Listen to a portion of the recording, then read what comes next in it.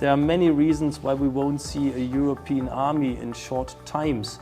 The question is, who is commanding a European army? Is a commissioner commanding the national soldiers of 27 members?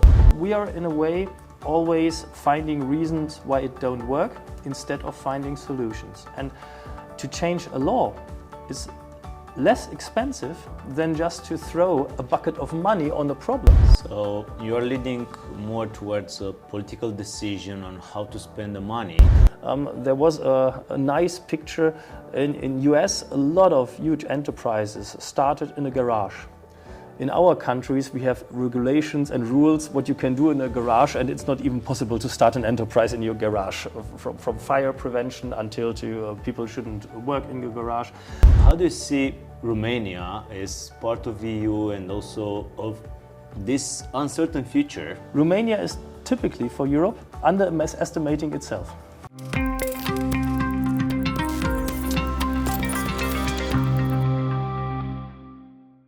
Bună ziua și bine ați revenit la cea de-a doua ediție a podcastului Business Law Talks. Astăzi avem un invitat de seamă, iar limba în care vom dezbate asupra problemelor curente va fi engleză.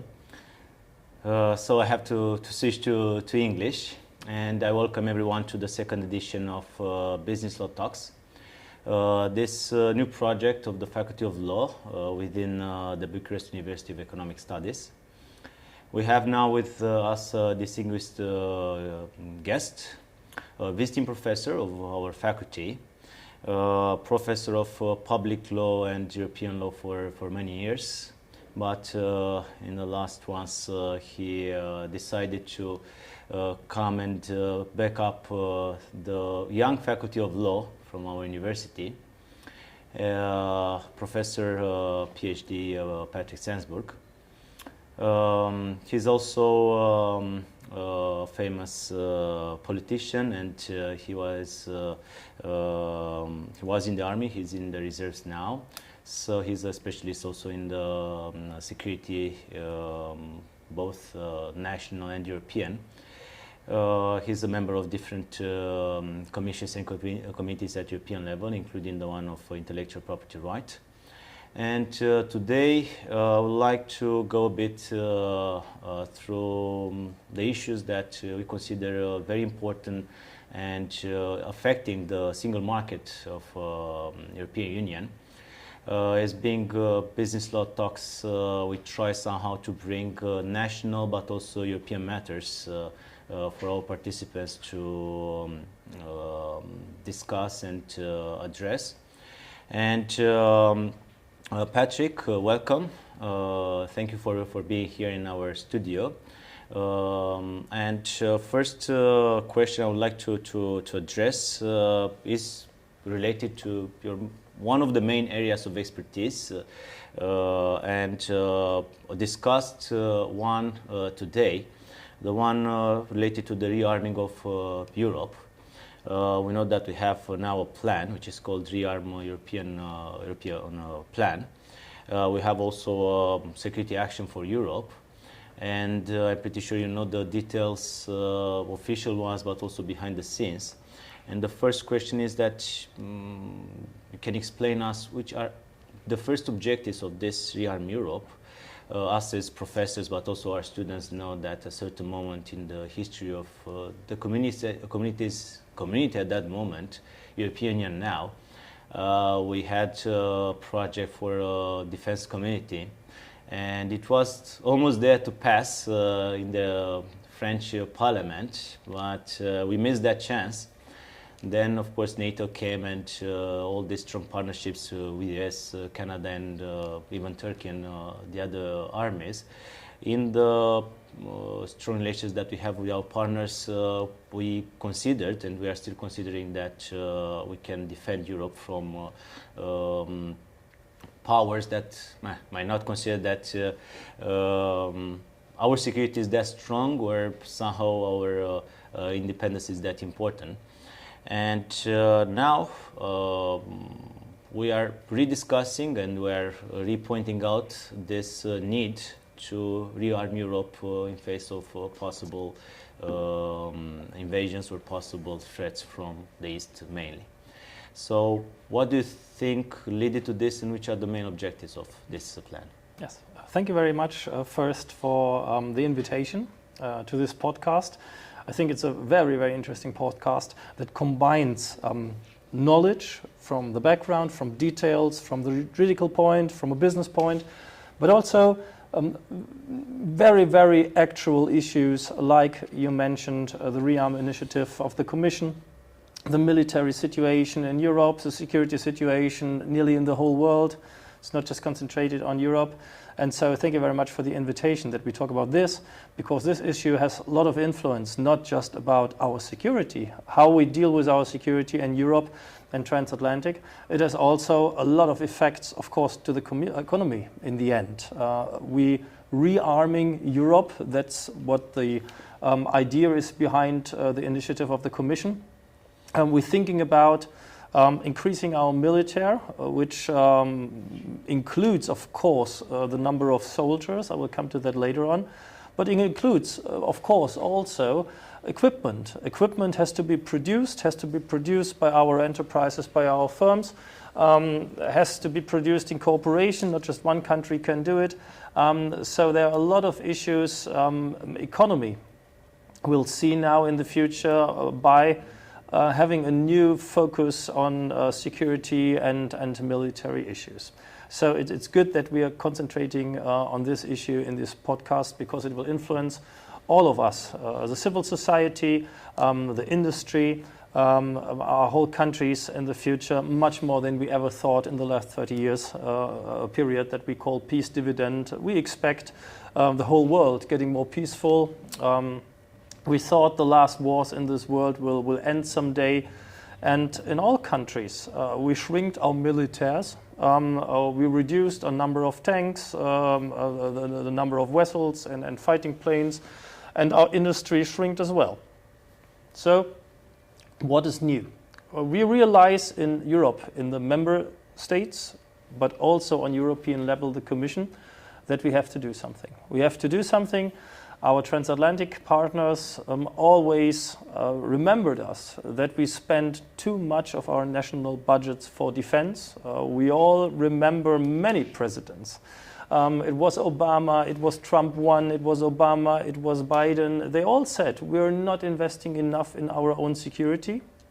And we the Americans, the US side, can't always be there to secure your security. It's your own job. We have to do your part of burden sharing. And what did we do? We said, yes, you're right, and we didn't do. And we thought the Americans will stay and do the job, and we could invest our money for other things. Now we realize that comes to an end. It doesn't mean that we will see a European army in short times. You mentioned it. A defense community, a defense union, or a European army, sometimes it seems that French presidents come every 15 years with this idea and then it fails. There are many reasons why we won't see a European army in short times. The question is, who is commanding a European army? Is a commissioner commanding the national soldiers of 27 member states? Is it a German commissioner doing? After the history, after we started 2 world wars, and now we will lead a German commissioner will lead a European army. For us, it's also a good question, because we have the so-called parliament army. Our parliament has to decide nearly everything where our military goes. France, for example, has a totally different approach. It's a president-orientated army. The president uses as instrument of presidential power. So to come to a common level, I think it's very difficult, and from my point of view, we don't need it. All armies in Europe are international. We all do our things together already. There is no army standing alone and solid. We do our missions together. We work together very close with our European partners and still with our transatlantic partner. So from my point of view, there is no real need to call it European army. When we see what we do at the eastern flank of Europe, it's a European mission, if you want to call it mission. So in the end, we have something which is really European. So we don't need to call it a European army. But what we see is we have not enough of everything, not enough soldiers, not enough equipment, not enough ammunition. And that's the core aim of the initiative of the Commission, rearming the EU, to have enough from it. And so the target is, first of all, a budget, it's money.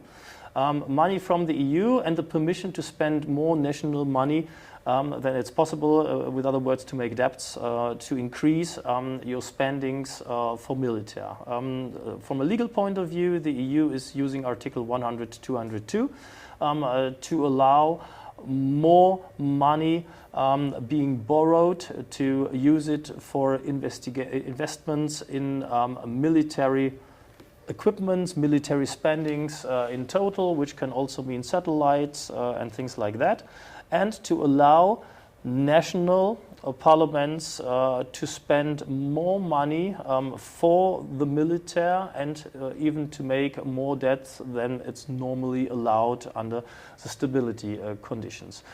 Different sums are in the media, about 150 billion debts on top under Article 122 Treaty of the Functioning of the European Union. A total sum that must be spent and gained out of other investments of 800 billion is talked about. And what I a little bit critic with is we talk about sums now and not for what. Politicians often talk about amounts of money, about budgets, about huge sums. And I have the feeling we miss talking about for what. And I think that is a problem of the initiative right now. It offers a chance, it offers a budget, the possibility of spend money, but what I learned is money that you give will be spent someday, and the question is a result, and we're not talking about for what and with effects. And maybe we should talk also how we actually split the liability of these loans, actually the guarantee of these loans. Because yes, we have sources and we have a budget of European Union, but mainly this is connected to the national budget. And in that moment, we discuss about amounts of money, but how is this going to be splitted and how each actually member state will be liable for that amount and how will guarantee that one. And from this point of view, how do you see the decision of the Commission to go towards loans and towards those guaranteed loans and not use other budgetary ways to find an amount anyway, yes, no matter which was the amount, in order to fulfill the objectives of this plan? It's one part of it. It's not the only approach. As we see, we're also taking the normal budget and shift it over to military. It's not quite clear what that exactly means. Are we using money for roads, for railroads, and just describe them as military roads and military railroads? Of course, tanks must drive on a road. Our bridges, our roads in Europe are not able to carry tanks anymore. So if we work on this and declare the same money that was there for road projects now as military projects, okay, it's just a labeling. So it's not quite clear how we will shift money that's already in the EU budget, around about 800 million now from civil projects to military projects. And the other 150 that we want to get as loans regarding Article 122. I have a little bit problem because this Article 122 is made for natural catastrophes and things like that. And of course, we can say a threat of a war in Europe is quite the same like a national catastrophe. But on the other side, we knew it since years now that we're not investing enough in our own security. So is it really what Article 122 meant? And of course, if we have a situation now that we have to get money quick, we always say Russia is able to fight another war in 2029, something like that. That's why the programs are concentrated on 2030. I don't know why 1 year later and not 1 year before would be more rational from my point of view. But what is leaking from my point of view, it's a huge sum of money. But we're not talking about for what. So how can I judge if it's really under Article 122, Treaty of the Functioning of the European Union, it's a right article, if we are not talking exactly for what the money is spent? The money will be gone in some years. It will be spent. We saw it in Germany. We had a 100 billion package for the military in the last 3 years. We had a special package to bring our military in the situation that it's able to protect our country. 100 billion out of the German budget. The money is spent. It's contracted, it's spent. We have the contracts to buy F-35, we buy vessels, we buy submarines. So the money is spent, or the contracts are signed and will be spent soon. And now? Are we able now? No. Still ammunition is missing, still stuff is missing, not enough soldiers.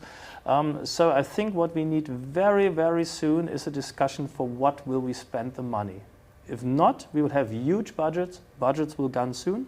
And the outcome, if it went wrong, is not enough security. So you are leading more towards a political decision on how to spend the money, and not necessarily on maybe amending the treaty or finding other legal ways to standardize somehow how this is going to be in the future. So you consider that is sufficient what we have now provided in the treaty, because you indicated you have a legal basis to use, even if it's about certain situations that not maybe a preparation for a war that you don't want to come might not be covered, but still can be used as an objective of the European Union, competence of the Union. But more than this is more the political will behind this and how the money are going to go. But regarding the spending, a question was addressed and still to be a question. How actually will be spent? Will be in the hands of the national states? Will be through the action a way to coordinate these efforts?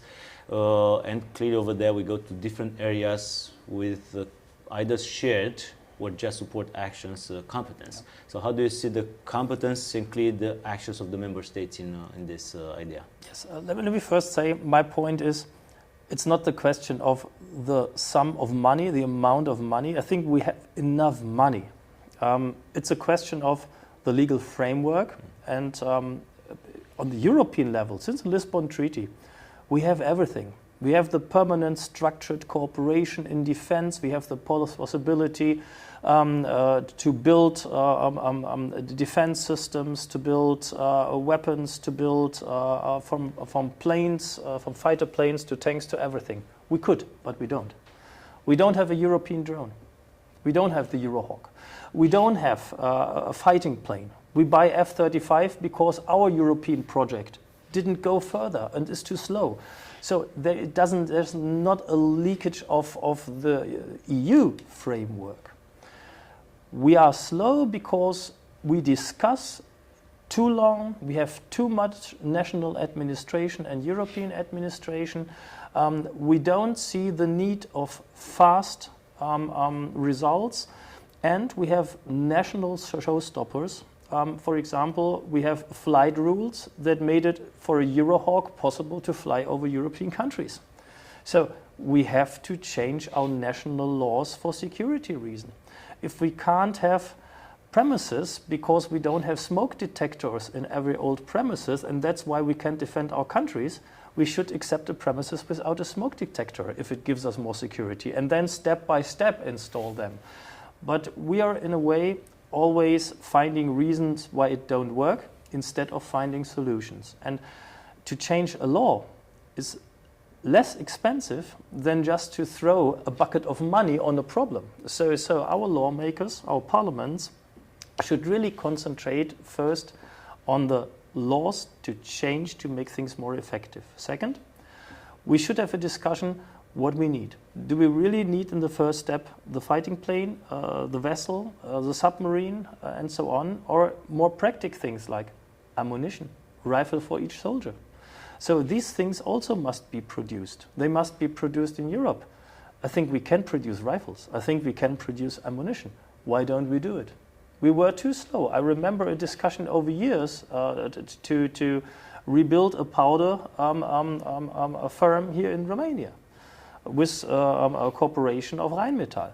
So why don't we do it faster? So there are a lot of possibilities we could do. We could establish also simple things where we could be faster, so it doesn't need a huge budget. We just could do, and the law-making process should concentrate on the showstoppers in our national laws, that it's possible to invest quicker, more in security. And in the end, it will be a real chance for our industry because we will see money in the system. European money, we talked about the sums that are discussed. It will be co-financed with national budgets. We all have to increase our national budgets.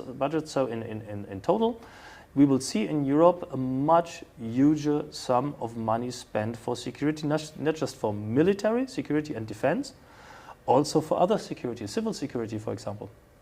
So we will need a lot of investments in our security, and our industry will participate from that.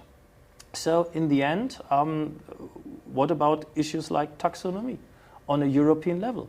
Will our firms who will go now and try to have a bite of the cake of the defense budget have problems with rating of banks because of taxonomy? These can be changed by the EU Parliament and the Council. This comes from an old time where military industry were the bad guys. So I would really ask for the parliaments to really resharp the law that are the showstoppers for investments in the security area. Then, in the first step, just to throw money on the table. Of course, money will be needed.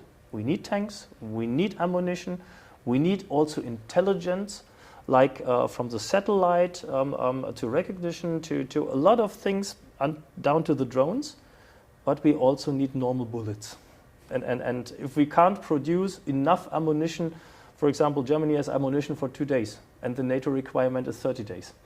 So if we don't have that, why talking about a fighter plane if we don't even have ammunition then more than 2 days? I don't know how the Romanian situation is, but I think we are nearly all at the equivalent point in the EU because we all didn't spend enough in the last years. I would start with the simple things because these are the learnings from Ukraine. Simple things survive in war. Yeah, you're right, and because you mentioned somehow a change of paradigm, we know that we had different evolutions in relation to the internal market integration, and you mentioned the industry of munition and clearly connected to security. Most of the time Article 36 was used actually to have national measures obstructing the free movement of goods. But what you are promoting here is actually vice versa. It's promoting standardization and trying to find ways to create common standards in infrastructure connected to the need in rearming or to the production of vehicles for this industry or even bullets.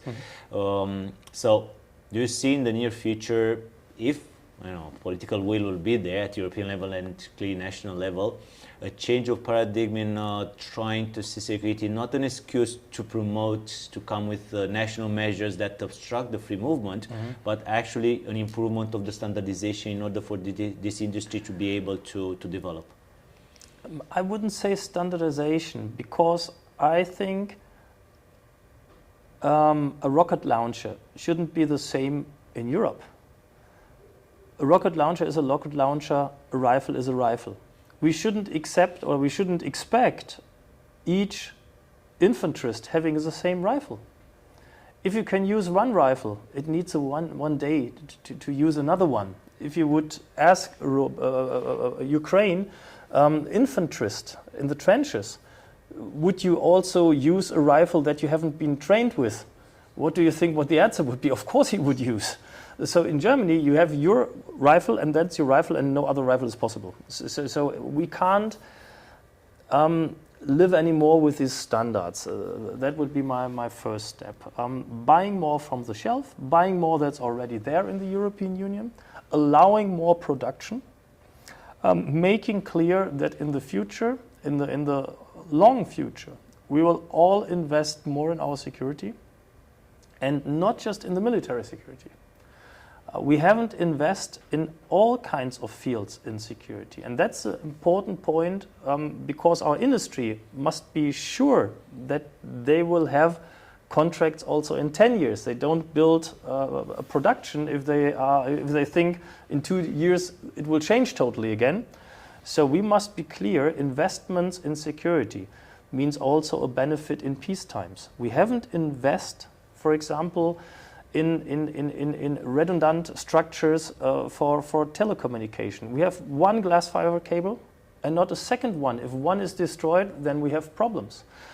We have just one structure in a lot of fields and not a backup.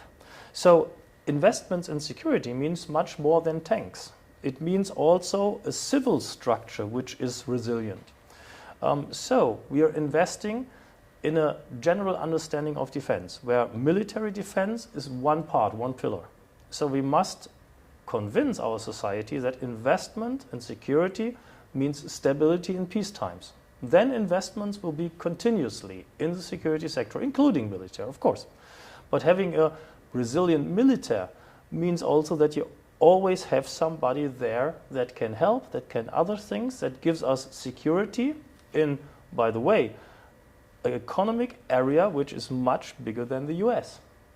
So we are a little bit less than 500 million, US is 300 million. We are a much stronger economy than the US, just to mention that in our times.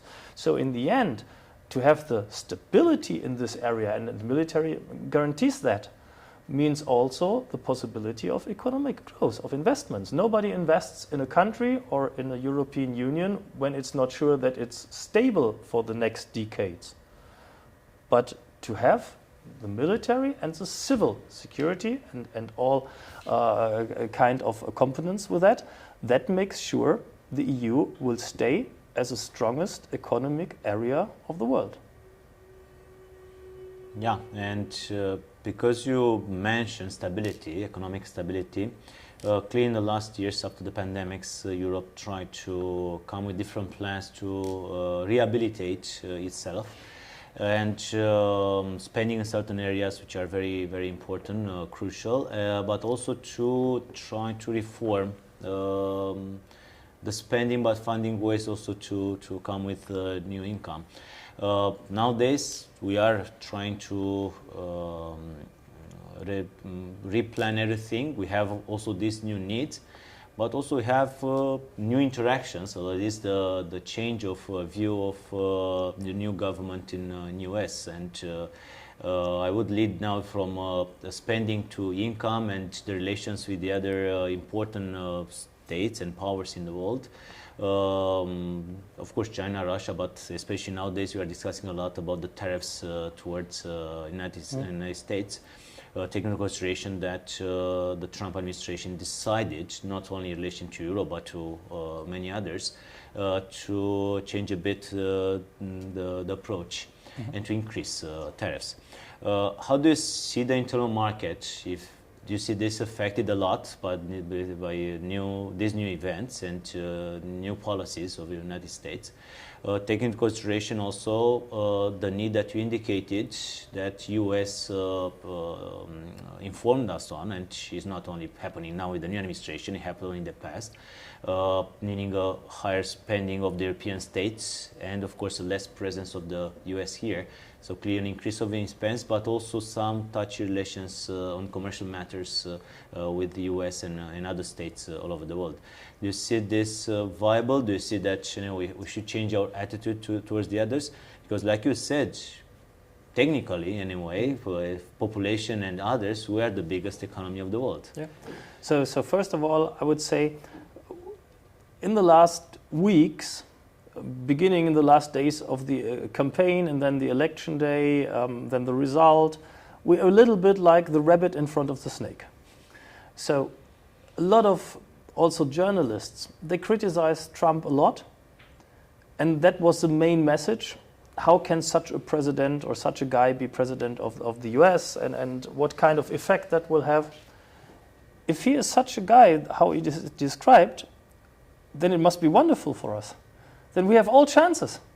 then we can now say and set the pace. So if he causes so many problems and he makes such a horrible policy, now Europe is on the track. But we're not acting, we're reacting, we're waiting what Trump is doing. What is our aim? What is our target?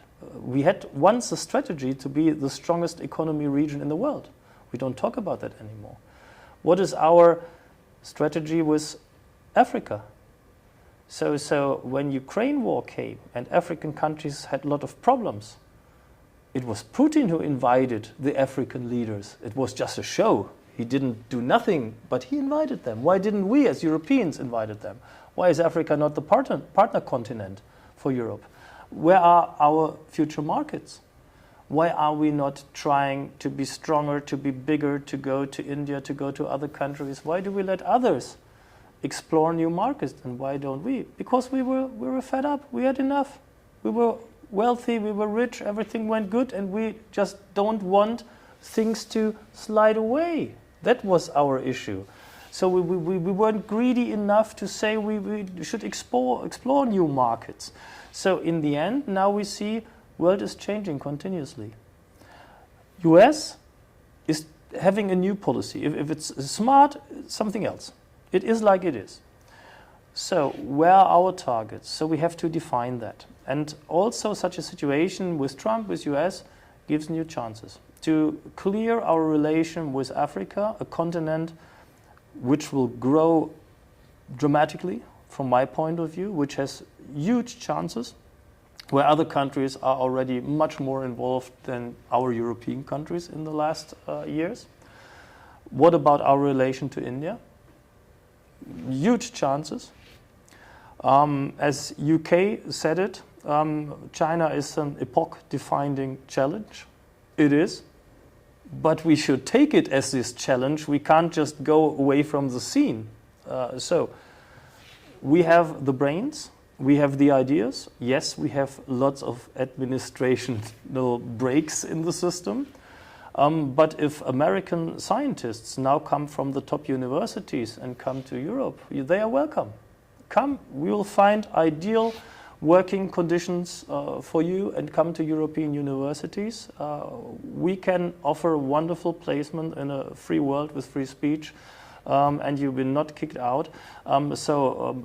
Huge chances for Europe. We should take them. So I don't see we should just react on what Trump is posting in social media. We should find our strategy. And if you're a strong partner on the security issues and also on other issues, then you will see America won't go a single way. America needs us for economic reason. Taxes are for both sides not a good situation. A lot of Americans are really afraid on the American taxes because they will pay much more for the products they need in the future. American generals are afraid that US is leaving us aside because they will need us in other regions of the world. So in the end, it's a win-win situation if we work transatlantic together. We need us both. And I think America, in the end, will need us more than Europe needs America, geostrategical. So we're working more with Canada in the future than the US works with Canada, I think. So where are the partners of the US? As I said, 300 million, maybe in the future less, if a part of the population will be kicked out.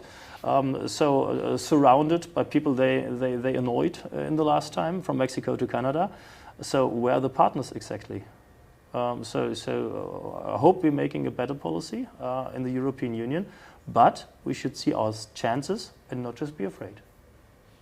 And in order to have a better policy, and especially on the integration, because what you mentioned over here is like clearly in time, we had growth, yeah, we had better life standards, and at a certain moment we didn't pursue with the goals that we had internationally, not only in relation with the US, but like you mentioned, Africa, China and India. Now we have to say that in the last decade, especially with China, but lately also with India, we had similar reactions like we are now having with the US, meaning that we started increasing tariffs We anyway decided, of course, based on the data coming from China, India, and how they do business there, and how they present competition, and how loyal they are on the market, to restrict their access to public procurement, for instance, in Europe, so to the European market, also due to security reasons, maybe also to certain channels in certain industries. So clearly we have some touchy relations, others that we didn't promote, and Russia, like you said, went over there more or less. I think China is more present economically in Africa than Russia. But clearly the plans that we had, or the ways that we saw in the past, the relationship with the others, maybe because of, anyway, pledging ourselves in what we have here in Europe, these efforts diminished. And what I want to ask is, if we need new legal means, maybe a new treaty or new provisions, to establish new objectives on the integration of this internal market, taking into consideration that we had, as we know, in the European Economic Community, the common market to fulfill it 2 years earlier. Then we had in the Single European Act the fulfillment of a functioning internal market. We consider that we fulfill it, but in Maastricht we raised that and I said that this is a continuous objective. Well, when you say it's a continuous objective, it's not so clear, and also you don't use the means that you mentioned earlier to get to that, and clearly you cannot use the instruments that we have to act against the institutions for not fulfilling the objective, or the member states for not fulfilling the obligations they assume. So do you see a need here to re-establish certain objectives for the integration of the European market, especially in relation with the others, but also internally? I think we can debate a lot on how the things are changing and happening in our national markets. Yes, let me say one sentence before I answer your question. I would mention that states, countries, they have interests. They are not friends. People can be friends, but countries have interests. What are our interests? Do we define them clear enough? If we don't define them clear enough, everybody is looking for something else, what each one defines as interests, but we have no clear agenda. And I think this agenda was leaking in the past a little bit. The European agenda, for what exactly? For staying wealthy. But staying wealthy and not losing too much is not a real agenda where you want to go to. So we should define it more ambitious, and that would lead to the other thing. How can we do that? I think we need a new approach for a treaty. Our last treaty is from Maastricht 2009. It's the longest period without resharpening our European Union. A lot of things have changed. We had a pandemic, we had the digital inventive world that we see now. We had war in the middle of Europe after the Yugoslavian wars. Now we have the Ukraine war. The world has changed in so many aspects, and we're still staying on the Lisbon Treaty level. From my point of view, not just a reform treaty is needed, a new approach for a constitution. Of course, treaty of a constitution, but why not trying to call it constitution? We tried once. Yeah, we call it treaty on a constitution, because for constitution a lot of things are missing. But that's theory. Of course, you need peoples, you need a country, you need country borders.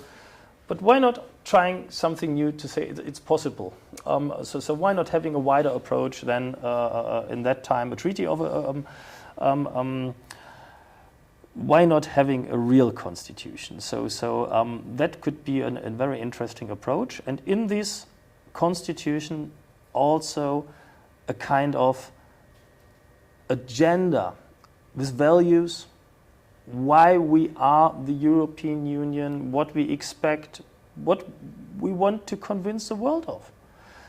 To have an agenda with freedoms and to describe that this is counting that we have these freedoms, because you have the chance that your ideas can be the business of the future. And it's not regulated by a ruler who says, I know it better, I describe how economy should be.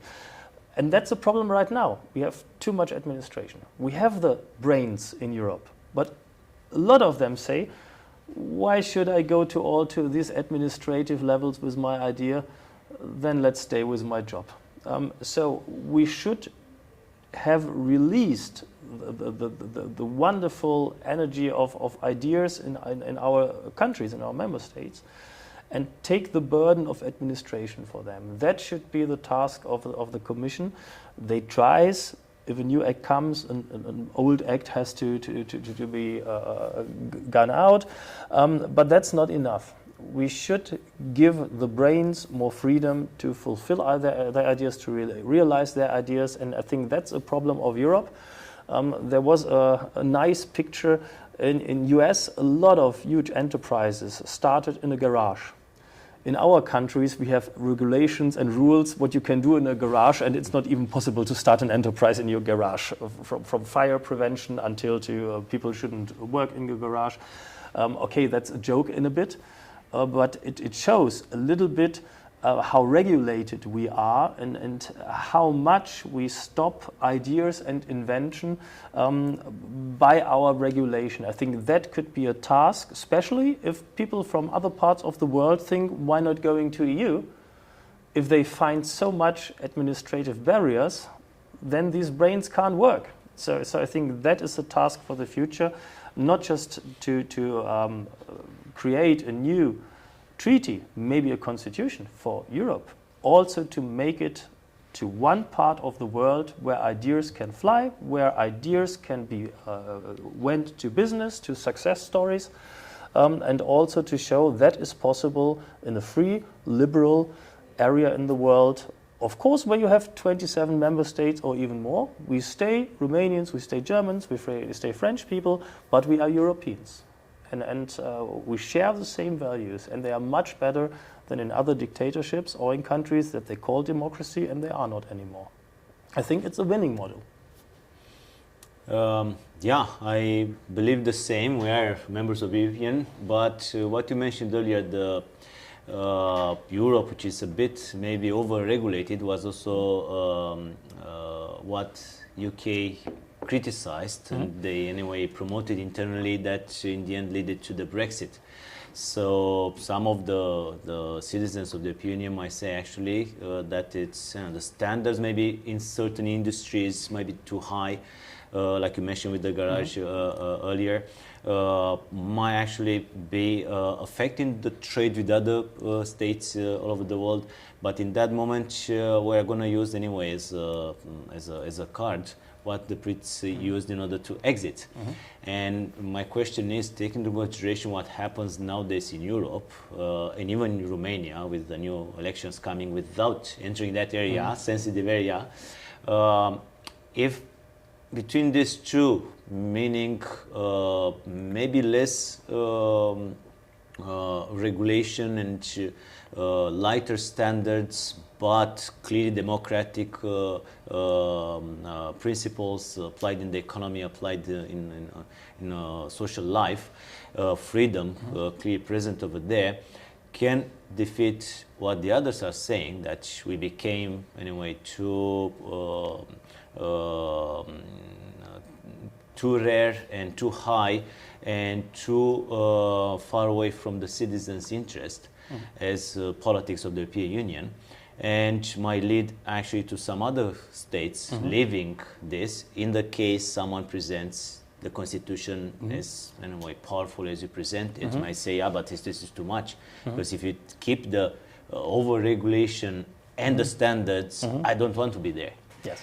So first of all, I think in UK the reason for Brexit, there were two sides to many others. Yes, it was subsidiarity and the overregulation of Brussels, but it was also immigration. It was a second issue that led to the Brexit. With immigration, they were totally wrong. They had the main immigration from Commonwealth states and not from other countries of the EU or from Africa or wherever. And they noticed that. From the Commonwealth states, a lot of people are very, very unsatisfied with Britain and stay or leave. And the people from the EU that they need, they're missing now. So that was really, really a misinterpretation or a lot of people wanted to do this misinterpretation, maybe financed from Russia or other countries. And the other issue you mentioned, it subsidiarity and overregulation. That was true. And Cameron said it quite clear, and we heard it but didn't react. And we should have discussed that much more, subsidiarity and deregulation. I think this is needed. Of course, we have to regulate, but we can make it simpler. We want common standards, but they don't have to be so complicated. So the intelligent system is not to find something else. To find something better is a smart solution. So we have to work better on that. We have to reduce the people in the administration, because they all need to do something to describe where their job is needed. So that's one issue, to make it smaller and sharper. The grade or the intensity of integration doesn't show that you lose your national background. What can be done on a regional background can be done on a regional background. You must concentrate on the issues that EU is needed, where EU is needed. And there the EU is not so bad, by the way. Euro stability crisis. We went through this. A lot of people say, make a North Euro, make a South Euro, let's go out of the Euro. Two-speed Euro. Yes, and two-speed, or even let everything go back into the 90s. We solved it, and we're better than before with that. And we showed, even with all the discussions of no bailout, we went through it, and the EU got stronger of that. The COVID pandemic, it was hard, but we went also through it. Ukraine war. If we count how much Europe is doing, there is a lot Europe is doing. After a very slow start, also Germany presenting some helmets, now we're delivering a lot, and I pointed out we can deliver as much as European and US together. We can deliver the data, the information for targeting. We can deliver not the same weapons, yes, but others.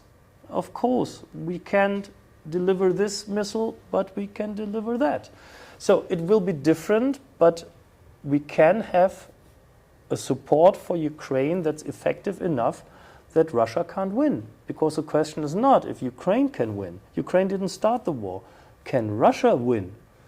And as long as Ukraine don't give up, Russia won't win. You can't occupy such a huge country if a population don't accept this. You can have quick runs, quick wins, but you can't hold a territory that's so huge as Ukraine is. So if Europe stands behind Ukraine, Russia can't win. It's not depending on US. It's a huge partner that is missing, definitely. And it shows the world how the global corporations and values change. But Russia can't win against Europe and Ukraine together. It must be clear. And we see it in the last weeks. Russia has problems with delivering weapons, ammunitions to the contact line. Russia is not getting any further, not any meter. So Russia has really a supply and support problem.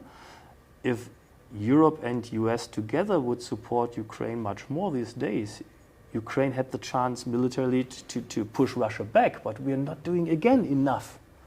We are letting them stay in their trenches at this important time. We don't support them enough right now. It would be a military changing point right now, because Russia has, we don't talk about it, but Russia has extreme problems right now.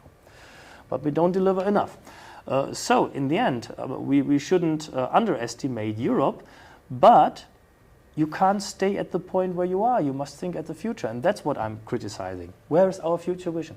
So, and that is important, because if you want to be in favor of Europe, it must come from the heart. You must follow a vision and not a regulation or directive. Nobody wants to follow Article 78 or whatever.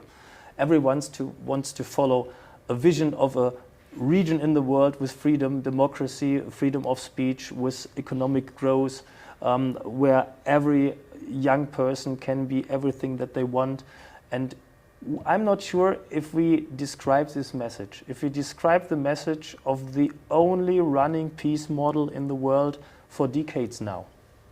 So we should talk more about that in the Constitution. We are stronger than we think, but we have to describe a vision and not stay and hope that we are not losing. We should describe where we can win. Yeah, maybe also because for decades we were somehow relaxed. It's like a person who is not competing. We were happy. Yeah, we were happy. We were not competing in any contest. Now Romania is a young member of the European Union, and because I know and many others in Romania know that you are a close friend of Romania, and I want to congratulate you for getting an award from our president on all that you did in the last years for Romania as a friend of Romania. I would like to address your final question, more subjective, let's say, for us. How do you see Romania as part of the EU and also of this uncertain future? Yeah, maybe it's going to be awakening. Maybe we'll pursue like this. We don't know exactly from the legal point of view, but more important from political point of view. But especially, how do you see Romania reacting to the new policies and the policies in EU, especially regarding the internal market? So from my point of view, Romania is very crucial for the European Union, so important. And let me, with a little bit smile, say Romania is typically for Europe underestimating itself. Romania is, from the geographical point of view, so important building bridges. I don't have to talk about natural resources. I don't have to talk about the good connections to US. US have lots of troops here, by the way. When I arrived here yesterday... Still. When I arrived yesterday, I had so many business people in the plane from US, so good connections. You are such a stable European partner and such a stable NATO partner. The word is heard also in NATO. If always Germany talks and France talks, everybody knows our common sentence that we repeat and repeat. So it's very important that you don't underestimate, play an important role in the European Union, because Romania is known as a stable factor and a reliable country in the European Union and in NATO. What is even though important, with lots of strategic possibilities. We know in Europe now we have more and more describe and make clear that we can solve our issues by ourselves. There we need countries who can help with that. Of course we need Malta and Luxembourg and Cyprus. Of course, also with lots of strategic issues, of course. But of course we need countries from Portugal over Germany, Poland, to Romania, to the Baltics. We need each country with a strength, and a country with a lot of diplomatic experience, with military and intelligence competencies, and the connections. France, US, Germany, Austria. I think it's very important that Romania plays an important role in the European Union. And we will see that our cooperations will be much deeper. We talked about military budgets in the beginning of our podcast. We will see that a lot of enterprises will be involved in these huge budgets. European enterprises, and this is good. We're building new networks, new connections. So, in the end, we will see that the period of Trump will be a very difficult period for the world. But if European Union comes closer, if we understand and find our strengths more, it's a benefit in the end for us. So, and that's why Romania is so important. That's why also Germany looks to Romania a lot. And I hope vice versa, and also to other countries, because it's our future, European future. It's our model. We always have some countries who are thinking, are we on the right path? Are we not better to talk with Putin? Are we not better if we sell our railroads and other things to China and have our surveillance cameras run by Beijing? I think not. I think not. I think we share our values since decades now, and we worked hard on them. Europe didn't have an easy history with small states, with wars. And when we talk about wars in Ukraine right now, and some people say, since decades the first time war in Europe, we forgot the Yugoslavian wars, which is in the middle of Europe in the 90s. So we had a difficult history, but we learned out of that, I think. We talk about that, we recognize that, and we build our values out of that. And for me, that's the most important thing, that I sit here now and discuss that with you. If we would be in China and Russia, in Ukraine and in Korea and in Taiwan, that wouldn't all be possible. That wouldn't all be possible. And for us, it's so easy. And it's so easy. Or we have everything on the paper and just reading it. Yeah. And if we do it in front of a camera, then we must hide somewhere. So for us, we could say everything. It's a free world and it's a good chance, and we take the best out of it. And that is a situation that we really should realize that we're in such a good position, and we should work on that, that in the next decades we will have the freedom and we'll have the economic growth and the wealth, because both are same sides of the same medal. And it's in our hand now that we bring the European Union in the next period. Because since 2009, as I said, Lisbon Treaty, we need a new start of a period. It's our time to begin this start, and I really hope that the actual Commission is not just working on the leftovers on the last program. It's not just thinking, okay, Green Deal is now a Green Deal with a little bit more economy. I hope they have the strength to do a big step to a new treaty, which could be a constitution, which a new agenda, and which really with new targets of a Europe of the future. We need that. I think also the hearts of the European citizens knew that they stay with the EU as the best value that we ever had. I believe that Romania can actually be part of this new construction. I'm pretty sure that all the Romanian citizens are sharing the European values, and they feel as being part of European Union. That's why in Romania maybe the politics of exiting are not so encouraged, and they're not very welcome. This, I think, it's also to be thanked to our friends from other countries.